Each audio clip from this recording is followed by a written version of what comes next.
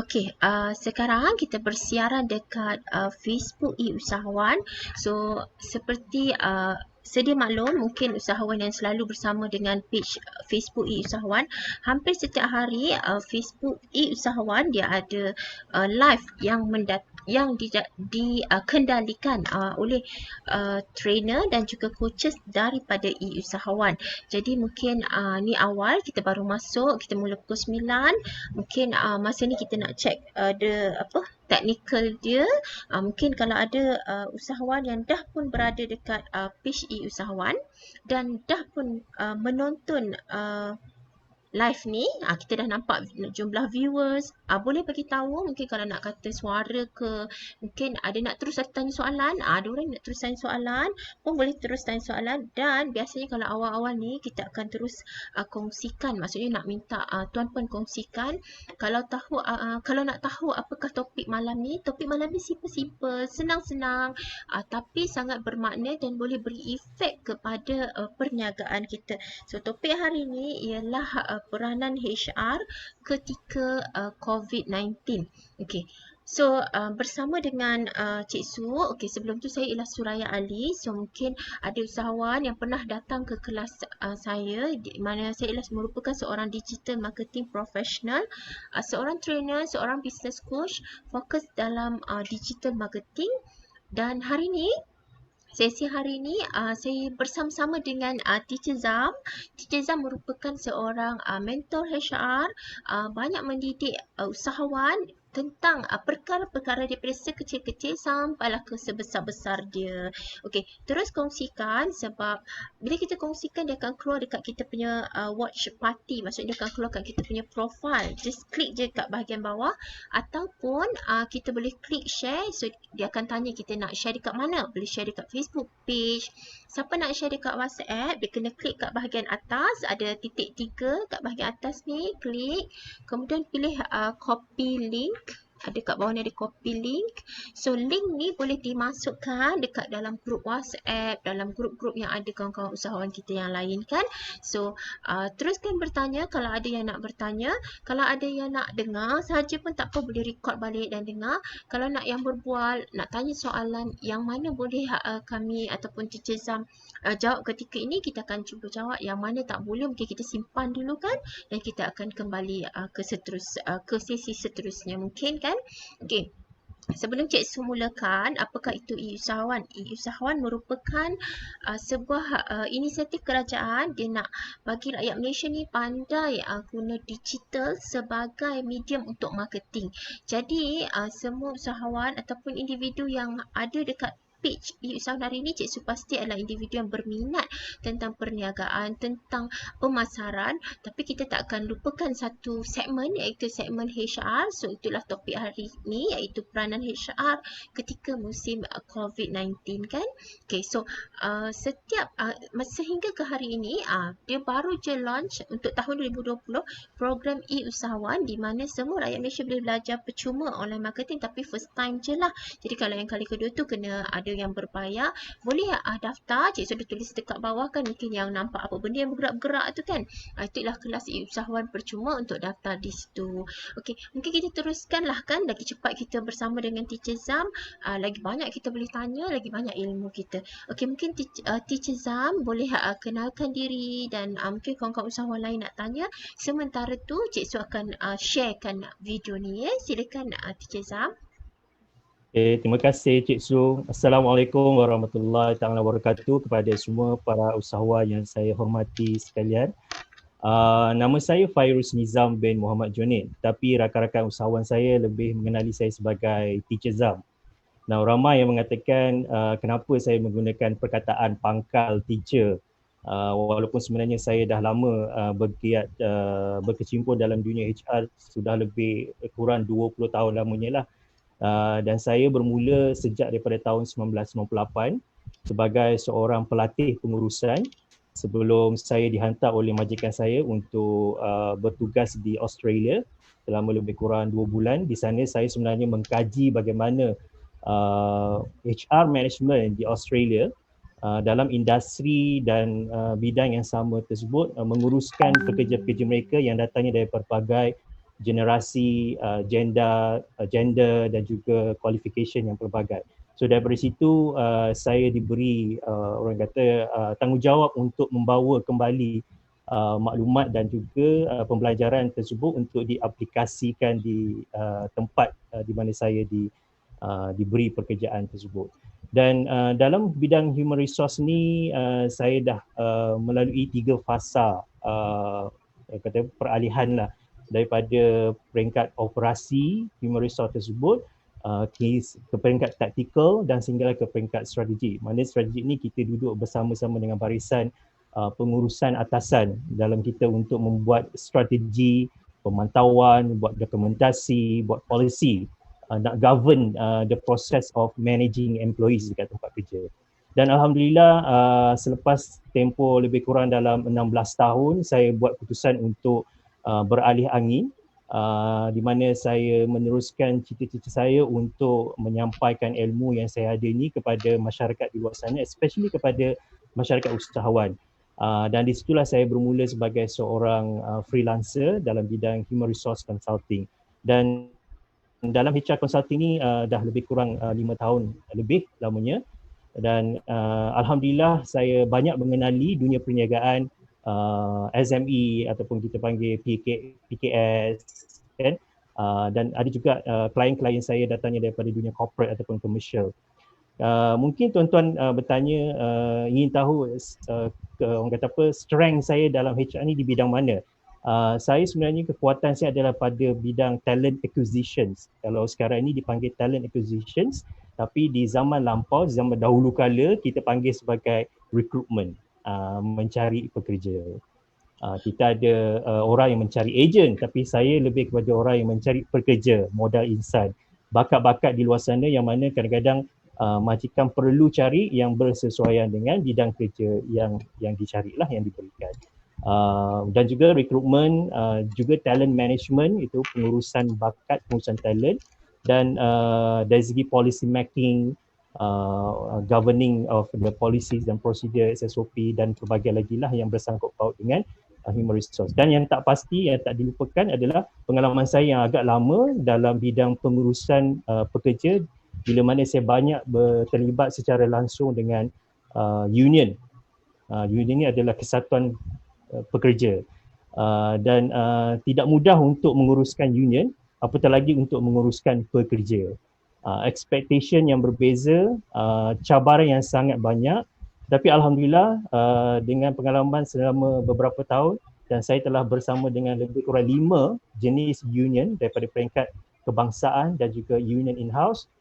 Di situlah saya dapat melihat bagaimana perhubungan antara majikan dan pekerja itu berlaku sama ada secara baik ataupun yang tidak baik. Wow, thank you Teacher Zam untuk pengenalan yang precise untuk tuan-puan lebih mengenali dan boleh bertanya soalan. Bagi usahawan yang berada di Facebook e-usahawan, kadang-kadang kan dia ada yang bermula masih seorang, maksudnya belum ada team member lagi katakan kan.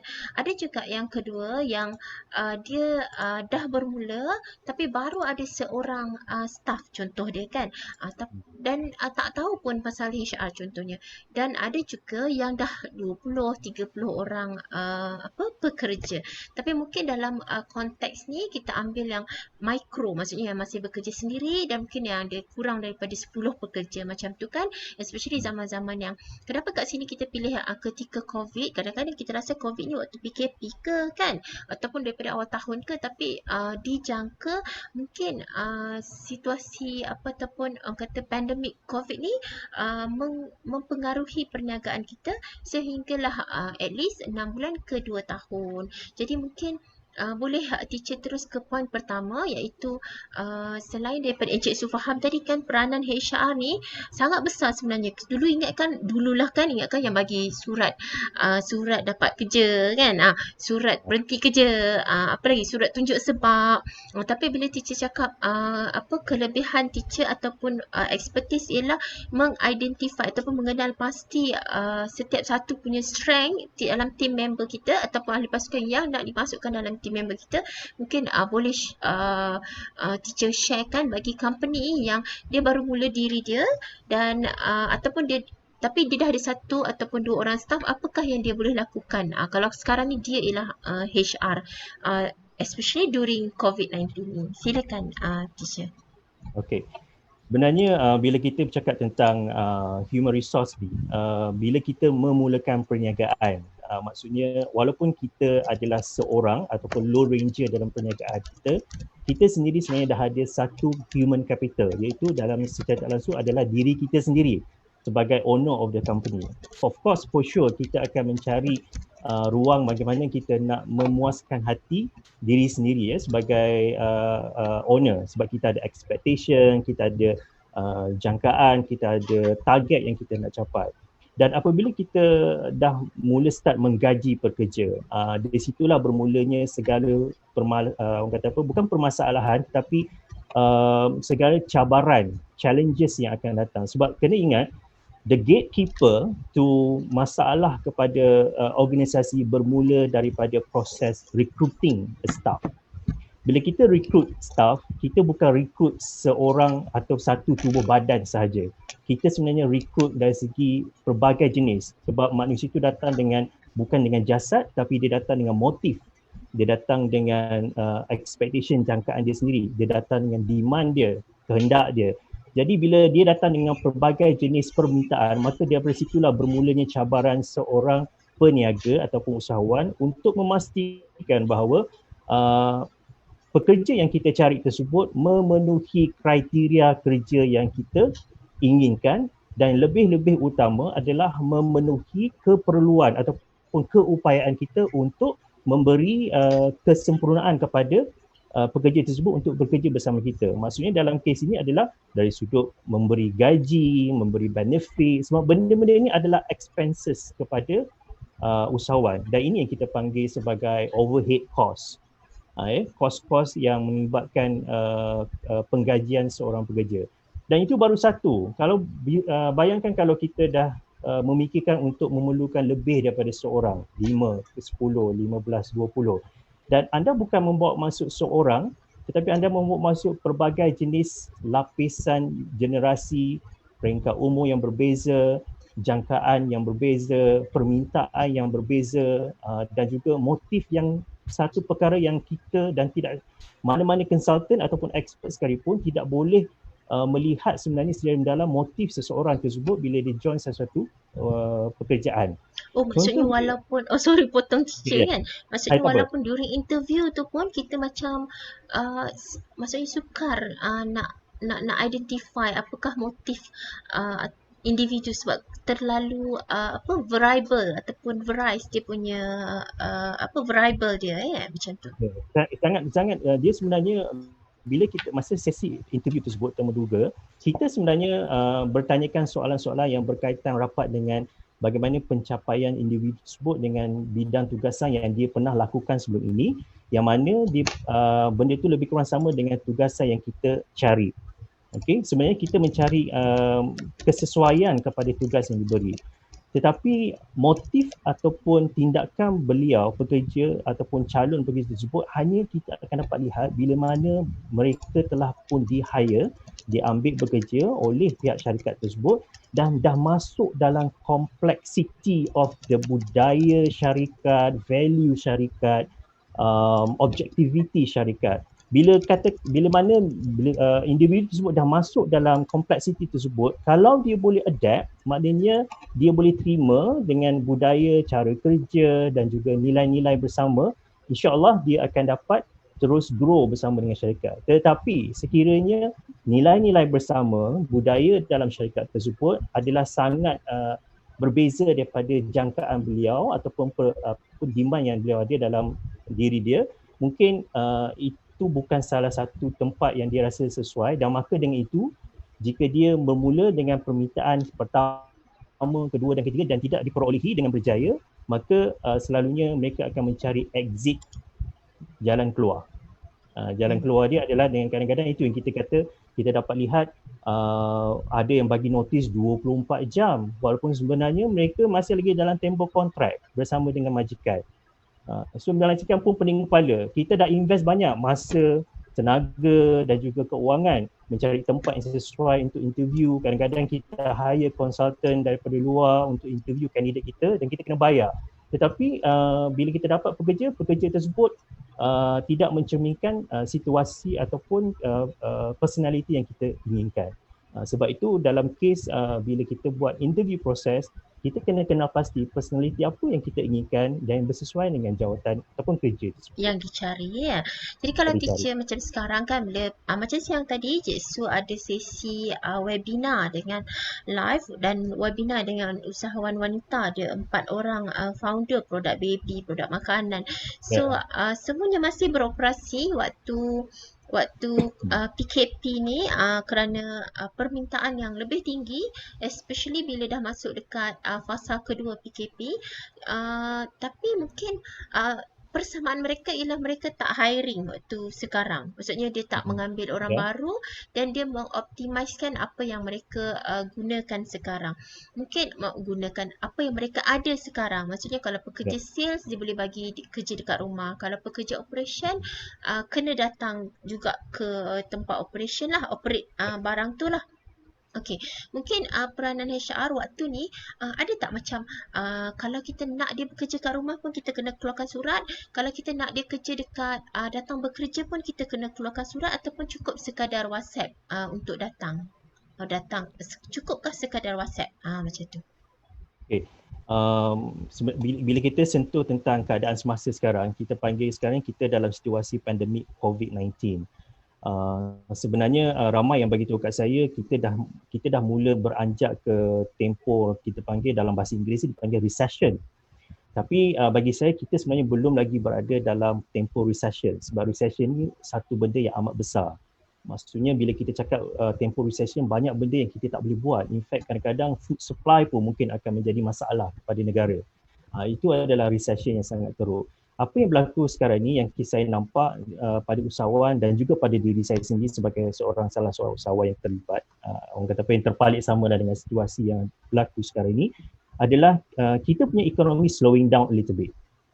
We are slowing down a little bit, maksudnya kita banyak benda yang kita tak boleh nak buat di luar sana. Contohnya bagi bisnes yang sangat bergantung kuat kepada proses marketing yang at large, benda ni memang akan memberi impact yang sangat besar. Marketing maksudnya on-site marketing.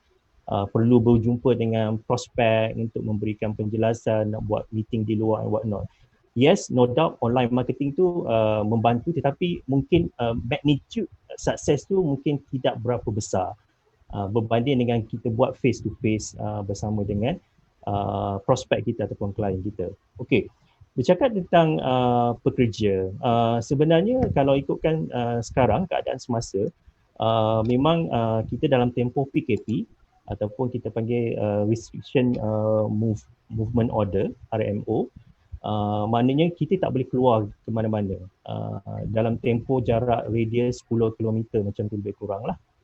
So bila tak boleh keluar, maknanya memang very impossible pekerja akan dapat datang ke tempat kerja, dan in fact sebenarnya kalau dia datang ke office pun dia must be very little, sangat sedikit kerja yang dia akan mampu capai ataupun achieve. Sebab kalau kerja itu lebih bersifat perlu berinteraksi dengan orang lain, maka sukses kerja tersebut mungkin kurang.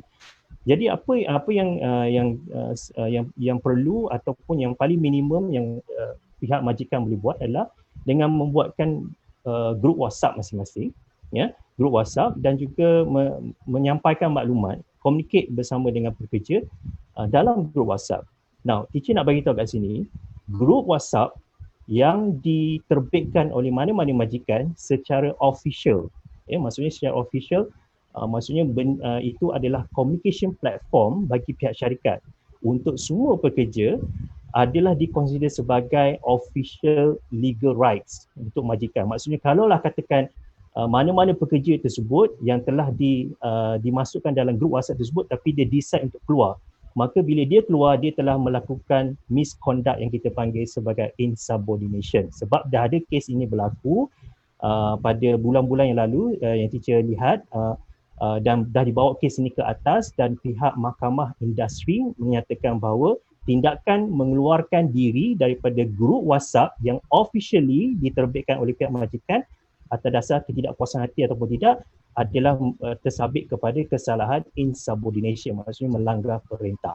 So maksudnya sekarang ni, even kalau kita tak perlukan surat sekalipun, surat sekalipun secara tradisionalnya, grup WhatsApp itu sendiri sudah cukup untuk memberikan notifikasi dan communication kepada pekerja-pekerja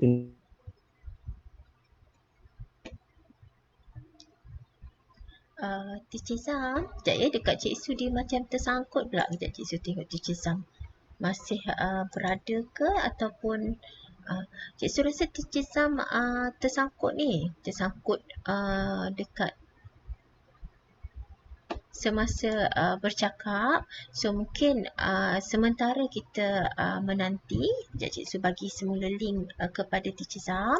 So kalau Cik Su bagi sekejap pada Teacher Zam untuk beliau masuk balik. Sekejap ya. Kalau ada yang sedang bersama-sama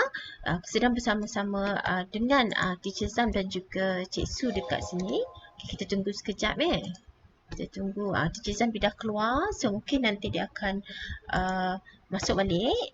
Sekejap ya.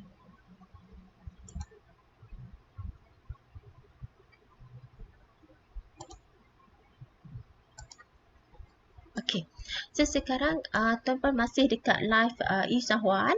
So Cik Su dapati jumlah viewers dia memang kekal sebab semua dia tengah nak belajar betul-betul ni, tengah dengar, tengah catat kan. Cuma sekarang tinggal Cik Su seorang lah yang tengah belajar sebab Teacher Zam dia disconnect. So kita tengah tunggu supaya Teacher Zam boleh connect semula. So boleh meneruskan. So mungkin serba sedikit yang boleh Cik Su kongsikan bagi ada yang baru masuk, contoh dia kan. Ya. Macam dah ada dah tu, dah ada Teacher Zam punya tulisan tu. Okey, tapi serba sedikit yang Teacher Zam sedang kongsikan ialah peranan HR bermula daripada interviewing. Maksudnya bila kita mula-mula interview individu yang nak masuk dalam syarikat kita tu, dia bukanlah sekadar mengambil sebuah jasad ataupun seorang jasad. Dia datang bersama-sama dengan harapan, jangkaan, motif, keinginan, impian dan macam-macam lagi. So bila dia mula bersama dengan kita, so dekat situ dia akan ada asimilasi dengan kita punya budaya, dengan kita punya cara kerja, dan dekat situ kita boleh tengok macam mana seorang individu bila dia bersama-sama dengan kita, mungkin dengan organisasi kita, mungkin dalam beberapa tempoh dia dah boleh tengok sama ada dia sesuai ataupun dia rasa apa yang dijangkakan dia dapat di organisasi kita ataupun apa yang didapat di sini tidak seperti yang dijangkakan. Kita dah ada Teacher Zam. Hai, sorry ada masalah. Ada masalah connection tiba-tiba. Allahu Akbar. Dia maksudnya semua tu excited lah tu, internet excited kan. Kami pun excited. Cik Su catat ni teacher. So sampai tadi, tadi Cik Su sementara Teacher Zam tak ada, Cik Su lah kena pandai-pandai ajar HR tadi. Tu ajar lah. Just recap je apa yang teacher kongsikan. Recap bagi kongsikan. Tapi sebenarnya kenapa Cik Su buat sesi ni, sebab walaupun HR ni benda yang kita je rasa kecil, tapi dia lah segala-galanya bermula daripada orang yang pertama. Kita ada teacher kita sebenarnya bahagian dekat peranan majikan waktu peranan HR lah ketika COVID-19 ni. So kat situ Cik Su tanya tentang perlu tulis surat ke suruh datang kerja, perlu tulis surat ke suruh duduk rumah. Tapi teacher share pasal group WhatsApp, di mana group WhatsApp yang officially diterbitkan oleh majikan diconsider sebagai notis rasmi juga, walaupun tanpa surat kan. Okey, silakan teacher. Kami pun nak dengar lagi-lagi. Teacher silakan. Okey. Bila dah ada grup WhatsApp tersebut, maka setiap daripada pekerja perlu untuk orang kata apply kepada grup WhatsApp tersebut, ya. Dan satu lagi, bila kita cakap pasal situasi semasa ketika COVID ni, ada beberapa perkara yang HR bolehlah bantu kepada usahawan-usahawan. Maksudnya kalau katakan syarikat tersebut tidak ada dedicated HR person maka orang yang kena lakukan HR tersebut adalah usahawan sendirilah.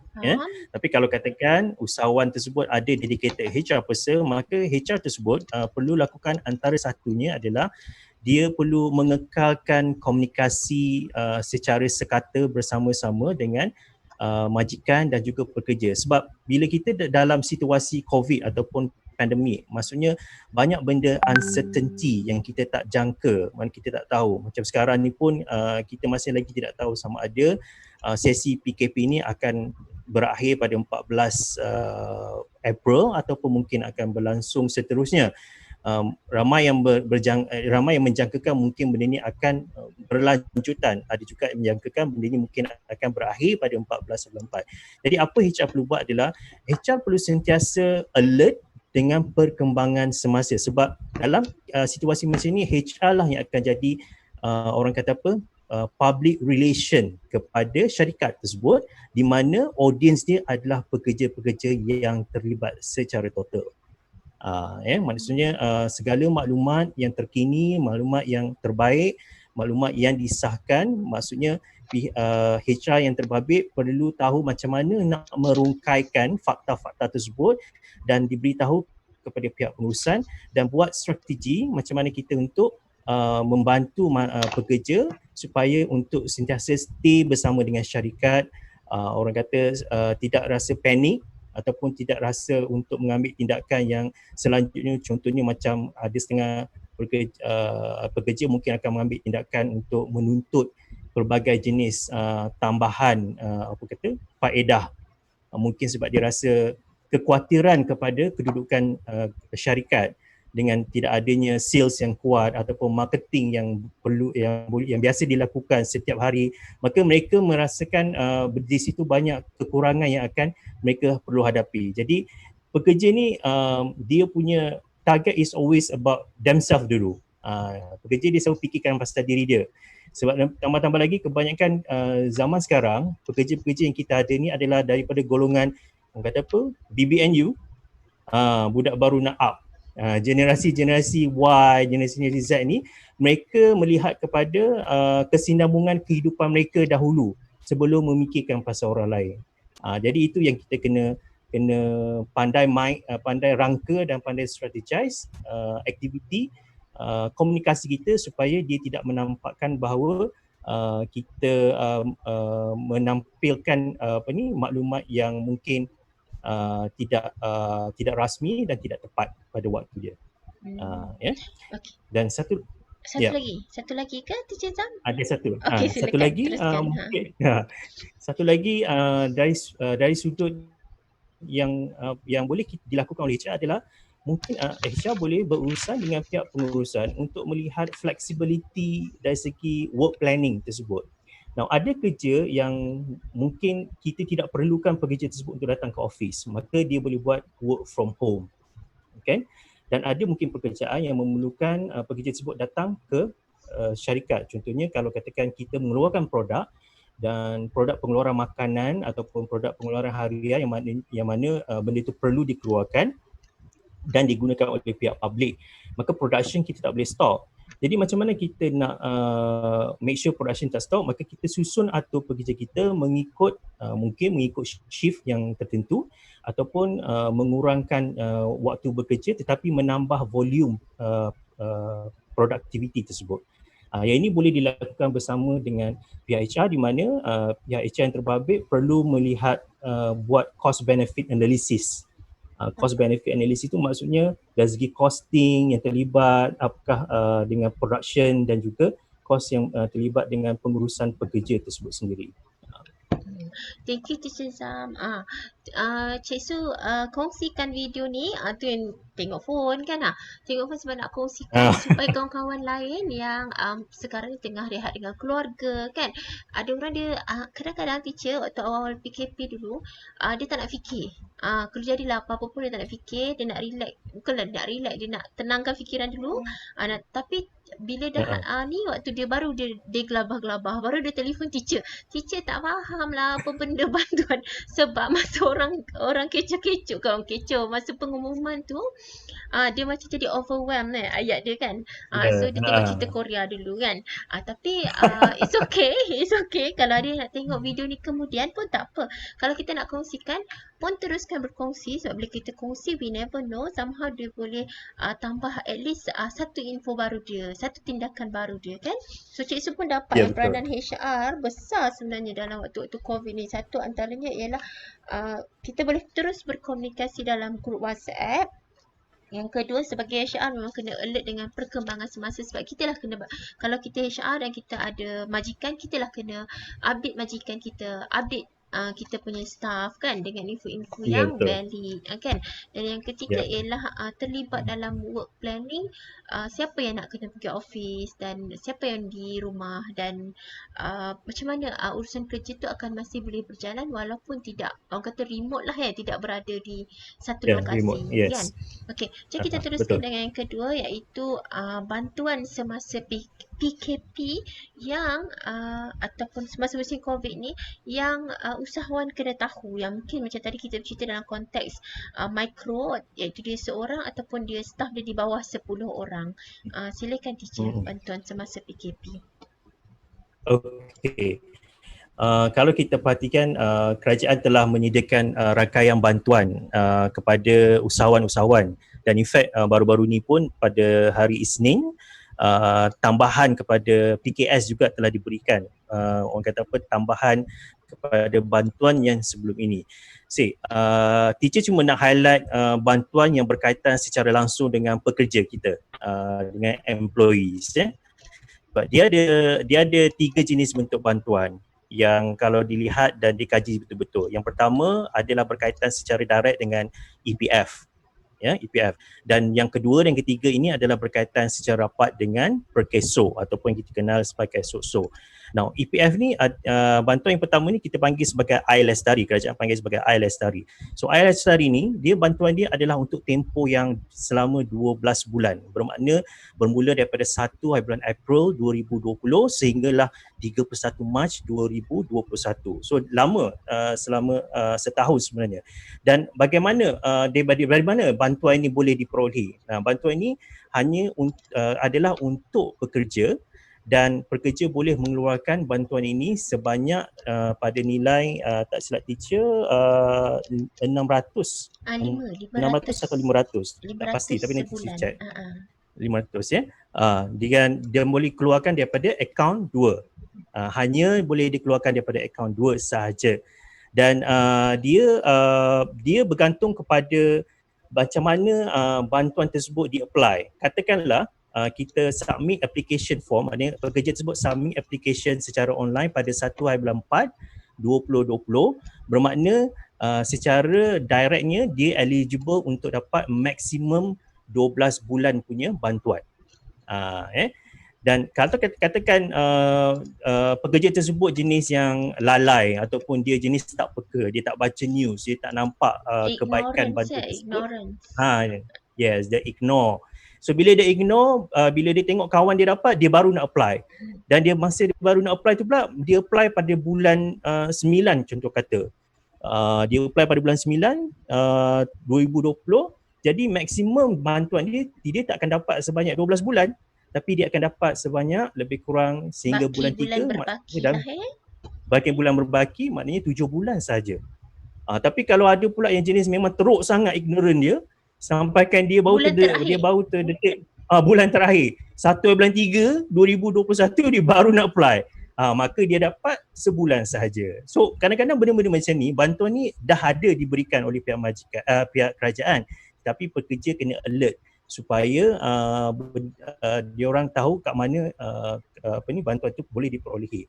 Dan apa yang melayakkan diorang pekerja tersebut layak untuk menerima Air Lestari ni adalah yang pertama, dia mestilah rakyat Malaysia, ya, rakyat Malaysia, dan berumur 55 tahun ke bawah, dan masih mempunyai baki dalam akaun 2 tersebut.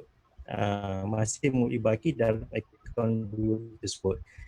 Dan deadline untuk apply ni sebenarnya dia tak ada deadline, sebab deadline ni akan berada di antara 1 bulan 4 2020 sehinggalah 31 bulan 3 2021. So macam teacher bagi contoh tadi, itu adalah antara deadline dia. Kat mana-mana time interval dia pergi tu, dekat situlah deadline dia akan berada. Yeah. So sebenarnya macam tadi dia amount tu dia bergantung kepada baki dalam akaun 2 tersebut. Yeah. Kadang-kadang mungkin EPF cuma meluluskan seminimum RM50 dan kadang-kadang dia boleh pergi sehingga maksimum RM500. Itu yang RM500 dia dapat untuk selama 12 bulan. Itu iLestari. Okay. Jadi So macam satu iLestari ni lagi, kan teacher, iLestari ni dia open bukan sahaja untuk gaji 4,000 ke bawah, dia open untuk semua dan bukan sahaja untuk pekerja, malah untuk majikan tu sendiri kalau dia pun adalah seorang pekerja di syarikat dia, betul kan? Dan dia pun kalau dia mempunyai ada KWSP syarikat lah. dia. Cuma untuk iLestari ni yang kena apply kita punya pekerja tu sendiri kan? Bukannya majikan Pekerja yang apply kan? sendiri. Bukan majikan.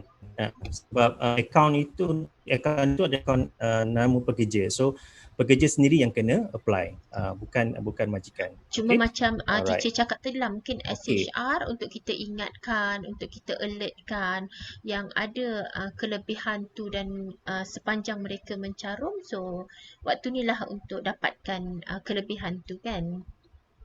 Ya, betul. Okay. So itu yang pertama, iLestari. So yang kedua, kita ada yang kita panggil sebagai program pengekalan pekerjaan ataupun dalam bahasa Inggerisnya dipanggil Employee Retention Program. Yang ini program di bawah Perkeso. Program di bawah Perkeso. So objektif dia adalah untuk memberi bantuan keuangan segera kepada pekerja yang diarahkan bercuti tanpa gaji. Ya. Maksudnya mana-mana pekerja yang diarahkan oleh pihak majikan untuk bercuti tanpa gaji,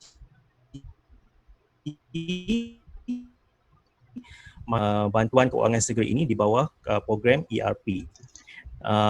Dan dia ada syarat dia. Syarat dia adalah semestinya majikan pekerja tersebut dan majikan mencarum dengan Perkeso dan juga mencarum di bawah program skim insurans pekerja SIP tersebut, ya. At least minimum 1 bulan. Katakan dia baru saja mencarum, katakan bulan 1 baru dia mencarum, so dia layak. Sebab PKP hanya bermula pada 18 bulan 3 kan. 3. So jadi dia layak. So kita cakap pasal bercuti tanpa gaji. So masa bila dia ambil kira bercuti tanpa gaji ni? So bercuti tanpa gaji ni untuk melayakkan orang ni layak untuk dapat program bawah ERP ni, dia sekurang-kurangnya dia dah dapat notis bercuti tanpa gaji sebulan lebih awal. Sebulan lebih awal. Contohnya katakan PKP 8-16 bulan 3, sebulan lebih awal daripada itu dia dah bercuti tanpa gaji sebab mungkin pihak syarikat dapat melihat situasi keuangan syarikat ataupun jualan semakin merudum. So mungkin cost cutting measure adalah salah satu cara yang diambil oleh pihak syarikat terbabit lah. Okay. So berapa amount dia ni? Okay, amount dia adalah sebanyak RM600 sebulan, maksimum 6 bulan. Ya, RM600 sebulan, maksimum 6 bulan, dan berdasarkan kepada berapa lama dia kena ambil cuti tanpa gaji tersebut. Kalau kata cuti tanpa gaji dia 3 bulan, maka dia dapat 3 bulan. Kalau katakan 6 bulan, maka dia dapat 6 bulan. Tapi maksimum 6 bulan yang kerajaan benarkan.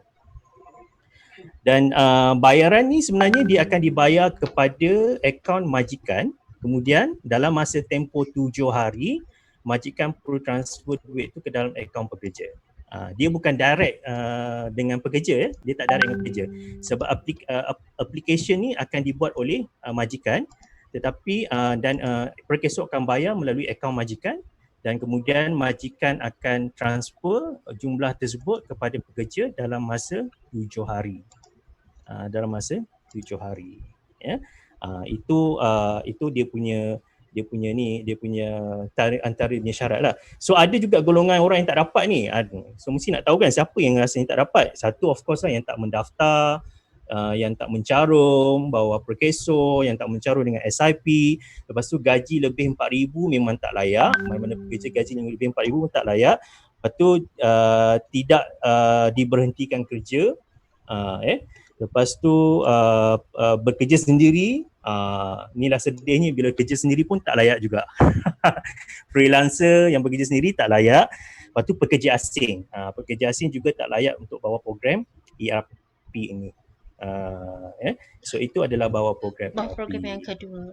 Tapi kan teacher, untuk program yang kedua ni adalah Cik Su memang dah berbual dengan teacher Zam dekat telefon kan, yang jaranglah company yang buat decision beri staff dia berhenti tanpa gaji, bukan kecuali untuk company yang kecil. Biasanya masih positif lagi, boleh lagi ni kan.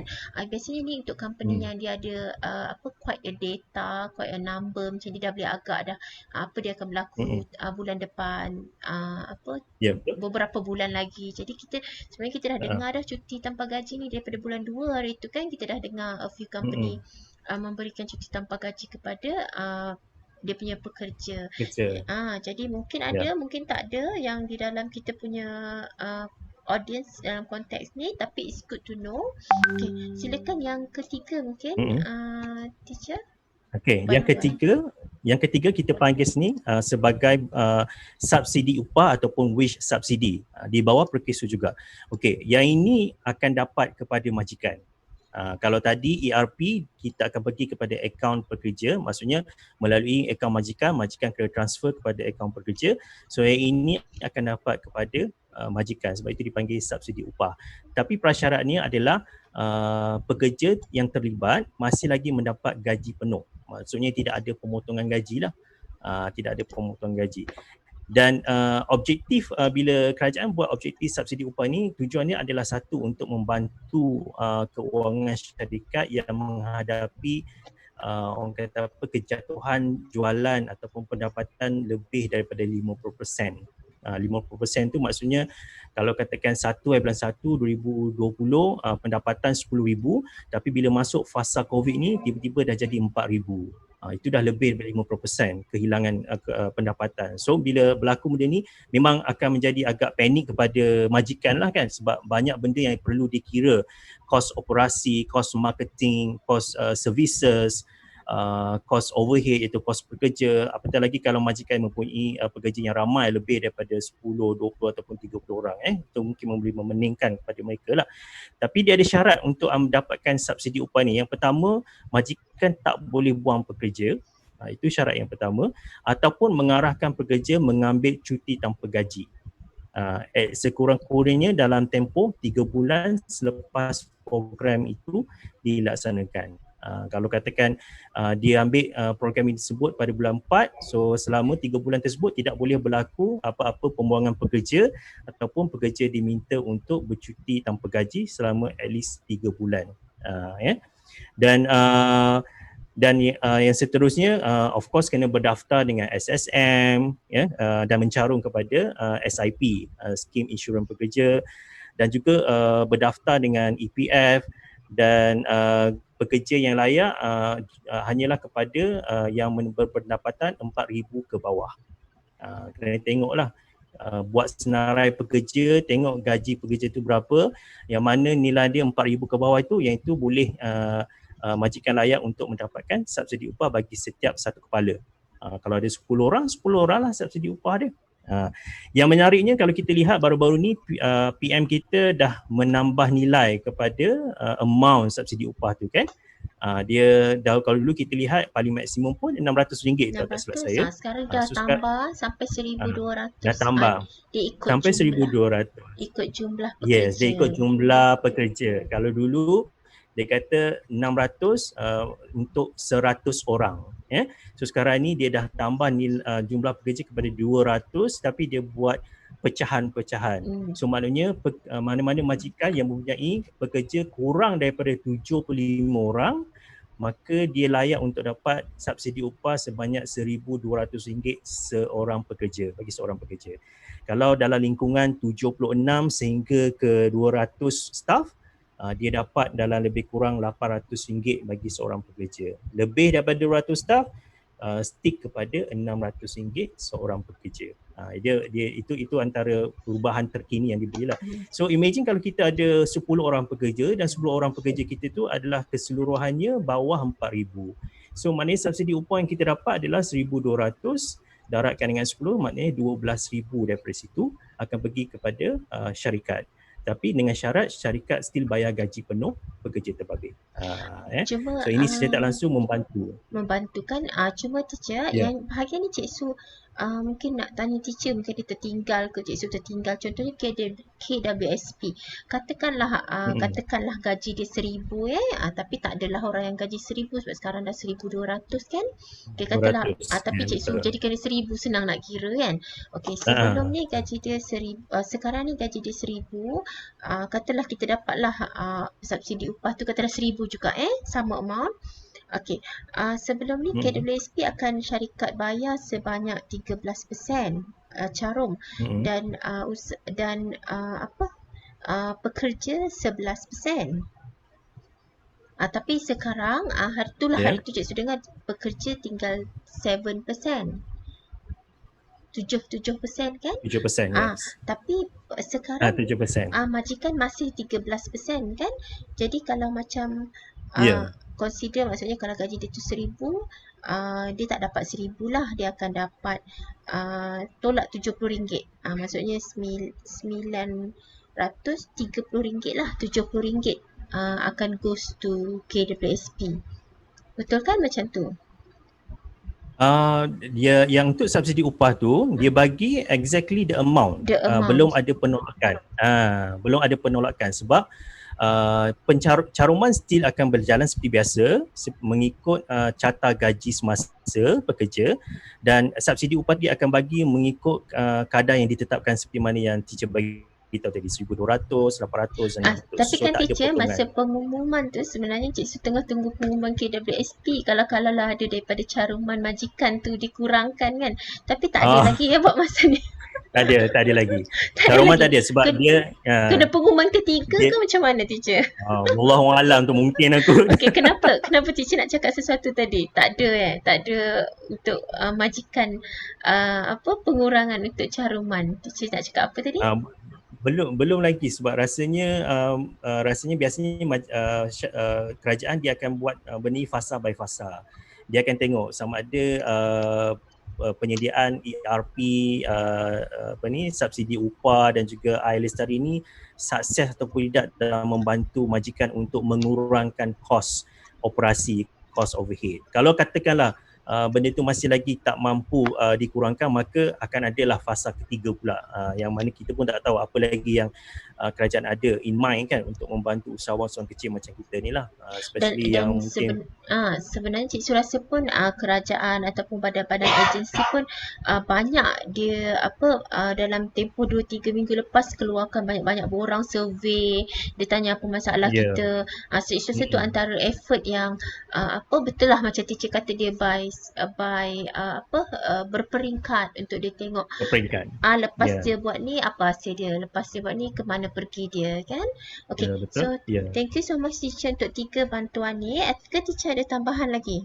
Pengumuman tambahan? Cuma teacher nak bagi tahu bila bercakap pasal subsidi upah ni, dia ada cara proses dia tahu. Dia bukan sekadar online saja. Okey. Walaupun sebenarnya yang layak memohon ni majikan, majikan yang layak memohon, bukannya pekerja.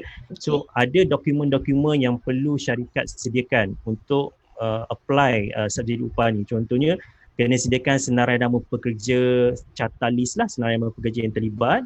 Lepas tu maklumat akaun bank majikan, lepas tu salinan pendaftaran bank panel majikan, MyCOID semua ni and then mungkin salinan pendaftaran SSM, ROS ataupun ROB. Lepas tu akuan pengisytiharan. Akuan pengisytiharan ni maksudnya lebih kepada yang kita cakap tadi itulah yang menyebabkan kejatuhan 50% pendapatan. So yang ini kena buat akuan pengisytiharan kepada Perkeso. Dan bila buat akuan pengisytiharan ni kena sediakan juga bukti-bukti sokongan. Contohnya macam Cik Su pernah tanya kat teacher itu penyata bank kan, sebab hasil jualan masuk dalam akaun bank. So yang itu boleh dia ambil kira sebab atau itu the only document ada, yang ada. Macam Excel sheet kan. Contohnya mungkin duit yang masuk dalam bank kita tu ada juga duit lain selain daripada jualan. Jadi kalau mungkin Excel sheet kita tu to support juga kita punya account bank Ya pun boleh boleh. juga kan. Ya boleh. Tapi kalau account bank tu lagi solid lah sebab dia memang originate daripada Bukan yang bank kan. di Ah, ditambah-tambah kan. bukan yang kita tulis. Bukan kita Kita yang takut nanti tulis. bila ditambah tulis, kalau kita yang buat sendiri nanti takut pula nanti dia minta okey boleh tak dapatkan Suruhjaya Sumpah punya declaration pula kan. So menambahkan kerja lah. So might as well kalau katakan memang income kita tu direct masuk kepada account bank, kita terus ambil statement account bank tersebut dan kita highlightkan kat mana kejatuhan sale tersebut yang telah berlaku daripada awal tahun ni sehinggalah sekarang. Dan itulah bukti-bukti sokongan itu perlu dinyatakan dan barulah aplikasi itu akan diproses oleh pihak Perkeso. So sebenarnya walaupun kerajaan memberi ruang untuk kita mendapatkan bantuan, tetapi pihak majikan juga perlu memainkan peranan untuk menyediakan dokumen-dokumen yang lengkap supaya proses tersebut akan menjadi lebih efektif dan mudah, insyaAllah. Jadi kalau untuk subsidi upah ni usahawan di luar sana dah boleh mula apply kan di website Perkeso. Masa sebaik saja Perkeso. PM share, PM announce, Cik terus masuk website Perkeso belum update lagi. Belum. Teacher dah check dengan kawan dekat Perkeso, mereka akan update pada 9/4 nanti. So 9/4 ni hari ni kawan 7. Hari ni 7, 2 hari lagi. So 9/4 nanti boleh masuk ke website Perkeso dan dapatkan maklumat terkini sebab perubahan yang berlaku pada 6/4 hari tu kan PM cerita. Jadi maksudnya teacher bagi soalan bocor lah ni. Boleh siapkan senarai nama pekerja. Bocor habis lah salina pendaftaran sebab 9 hari bulan tu dah mudah tak payah tengok dah terus submit dah kan. Thank you so much kan. Okay. So benda yang memudah cara, kita bagi mudah cara lah kan. Terus cepatkan. Okay. So, thank you teacher untuk kita dah tengok cerita peranan HR. Kita dah tengok bantuan yang boleh kita dapat waktu PKP.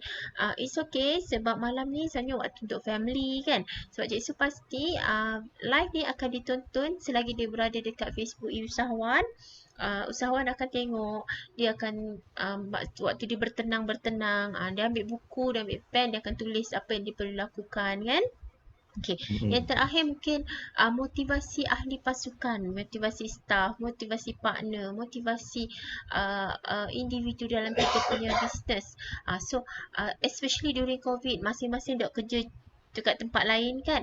Mungkin teacher ada cadangan ataupun teacher nak kongsikan macam mana nak mengekalkan motivasi ahli pasukan waktu-waktu COVID begini. Teacher boleh bagi pengalaman teacher lah ya. Sebenarnya pada tahun 1998 kita dah berlaku kegawatan ekonomi. So masa tahun itu pun agak susah untuk dapatkan pekerjaan dan agak susah untuk kita sustain perniagaan. Dan benda ni bukan saja melibatkan usahawan kecil tapi syarikat komersial juga menerima impact yang agak besar juga.